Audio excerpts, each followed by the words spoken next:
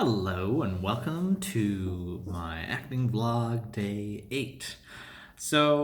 This session, as I think each one always was very interesting because I'd been thinking about the scene and the lines and the character and I was trying to see what else there was and just because I learned.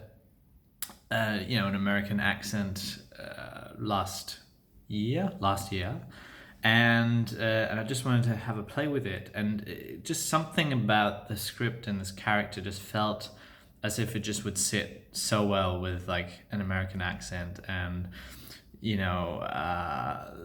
just reminded me so of like I just pictured when I read the script, just pictured it being like a 60s 70s setting. They got this high slick, and the women all wear the proper clothes, and the gents either wear the suit and ties, or when they're a bit more rough they're just wearing the shirts and high pants.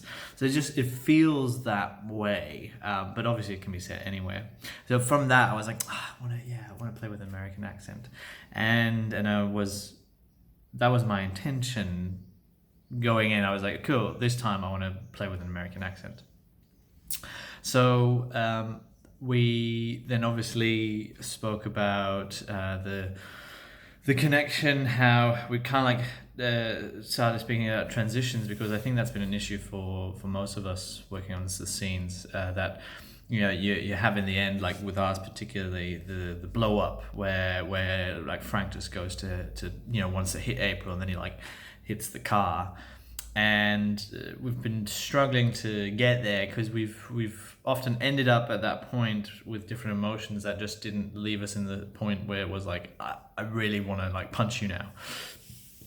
And so Fern was saying how you transitions are good, and quick transitions are fine, but not jumps. So there's a difference. Like, yes, you can obviously very quickly shift from one emotion or state to the other. Like how naturally, like as a human being, how quickly do we just switch over? But that it can't be a sudden, like, I am one moment I'm happy, and then there's like seemingly no trigger and you suddenly go boom and now you're sad. So there has to be something, I guess, to transition you, and you have to find that in the lines or the actions that happen beforehand. And so it's always, we keep on touching on how it's important to, yes, obviously do your analysis and understand the characters and the script and everything, but the body connection has to be there, and the mind and the body can never be separated. And from that, we then also spoke about your character, like how do they walk, how do they talk to other people, and that for me was like, okay, so Frank, who is he? Like how would he talk? How would he move around? Where does he sit? And how do lines make me feel? You were saying, and so we in order to obviously be the character and the person, you need to defend them. And how better can you can only, I love what you said, what Fern said with if you were in a court and you were defending somebody, you need to know everything about them, what they eat in the morning, what they wear when they go out for a dinner party, what favorite car they drive. And that's the same thing with the character, because you're going to have to defend them to everyone who questions you, and even yourself. So you have to justify, and the only way to do that is by knowing this person and this character. So that's obviously not new stuff, but I like that. Everything's coming back to Adler, that it's really understand the story, and then the character, and then you have your imagination, and I like the idea of like a sprinkle of Strasbourg, so the sense memory that or experience that you have made will always come into that, and that's okay, because that's the topping on the cake, the icing on the cake. It's not going to take over, and it's only going to give it that wonderful little zesty twist in the end. It doesn't have to be everything tasting like lime. So for me, a very big discovery, or I feel that I've been more and more learning, has been that we have to create our own space of play.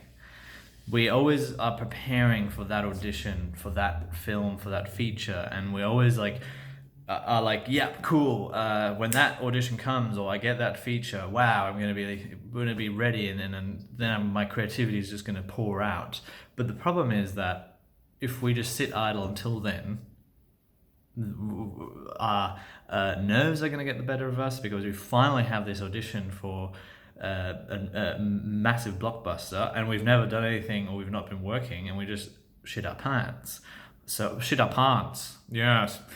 And that, for me, more and more is becoming apparent that you can either become, for example, a serial acting class goer, which is okay as well, but the other big part that I think no acting class can take away for you, or do for you, is your self-exploration and the self-work. And that is in any form, creatively. So that is drawing, that is creating a song, writing a song, writing your own scripts, creating your own monologues, and I think that more and more I'm learning, like, the excitement in that. It doesn't have to be something that was from some film, or you don't have to copy the Mona Lisa. Why don't you just draw a new one? And so for me as well, like, I love to try new things, and so and I feel that puts me in a spot of like it frees me up, and then I see different things as well, because we're doing all the work, we're doing all the breakdowns of, like, how does the script work, where's the hook, where do we have to end, where's the beginning, so we can transfer that into just creating things ourselves, make them really simple. And so for me, I then think that if you create those spaces for yourself, when you then need to tap into that, you've been doing it anyway. So it's just like, oh, yep, cool. Which is like the idea of, obviously, wanting to have continuous work and always be working. And so if you're not, then just do that. And it doesn't have to be a film. It doesn't have to be a play. That's great if you can. But even in the small things, keep that creativity flowing in some form. And so for me, when we spoke about the character and everything, I was like, okay, well, how does Frank walk and talk? That's right, coming back to it. And so we did the exercise where we were spouting to each other, so me with my scene partner, and it was fantastic. And if you have that opportunity, it is really, really different, because you're taking, again, all the idea of like, oh, we're going to now act this, or oh, I'm in a scene. You're just like talking to each other, and it's like, how are you feeling? What's going on for you now? And then you throw in a line, or you change it a bit, or you add something, a bit of inner dialogue. And so I was doing it with Jess, my scene partner, and it was awesome. Like we started arguing, and we started seeing each other's background and where each other came from, and each other's justification as to why we were having an argument. And we got really rallied up, and for me, really interesting, a line I'd been struggling with, that was, "You've studied for Christ's sake." I guessed, it probably is something, studying is something big and it's something special, and what could that mean? What could that help? How could that help me as well to connect to Frank, to my character better? And just out of the conversation and the spouting back and forth, it came out that this had been a big thing for them. She'd gone to study. He'd worked night shifts and worked super hard, and that kind of like, so I was like, okay, well maybe he's had to then work in construction because he's had to work different shift work. Then she's gone off and done her thing, and my partner Jess was like, oh, I feel I can't develop myself. It's all just family and kids. And I was like, okay, where's that? What does that? How does that feel to me? And out of this, just yeah, like something emerged that when we then went into the scene and come informed by the idea of like your body and mind has to be connected, and me playing and wanting to like do an American accent, I kind of like when I was like, right, okay, let's be a bit rougher, let's find this guy, and I did physically, I ruffled up my hair and went in, and I started off Oka. It just like came out, and you know, I went into the scene more like heavy. It felt heavier, and from there, I kind of like paid attention to how I walked, and I walked. I put my base weight, or my main pivot point, I pictured lower in my body. So I got out of my head, where I think normally I'm naturally more high status and clean cuts and everything, and so I just put that all lower, like put it away, put it down, push it down, and like it just all started getting a lot more feeling wise grounded, and from there, also from our pre-spouting, like the anger built also against each other, and my like I often go to sadness as my go-to, and I did feel that come up on the scene, but I pushed against it, and it felt like as if I was saying like, no, this does not fit, like I'm not sad, I can't show sadness, and it was as if, you know, that was coming out of the character not showing weakness, and it just was like, no, I can't show weakness now, I can't show tears, and so that kind of like pushed me further, and we got to the point where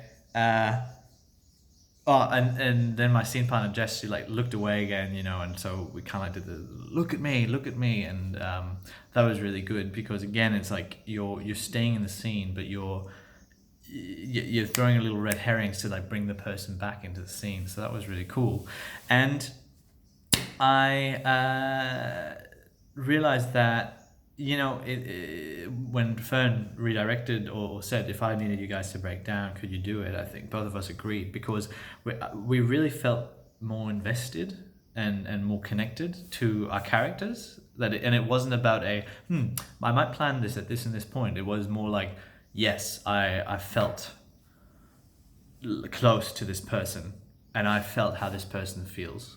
So yes, I can.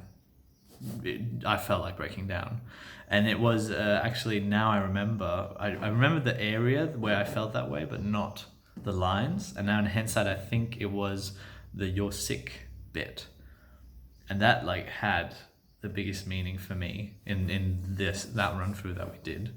You're sick. I really mean that. You're sick. Where it was more no anger in that sense, but it was like, there's something wrong with you, and this is where everything is coming from. So yeah, like I felt I like this guy, and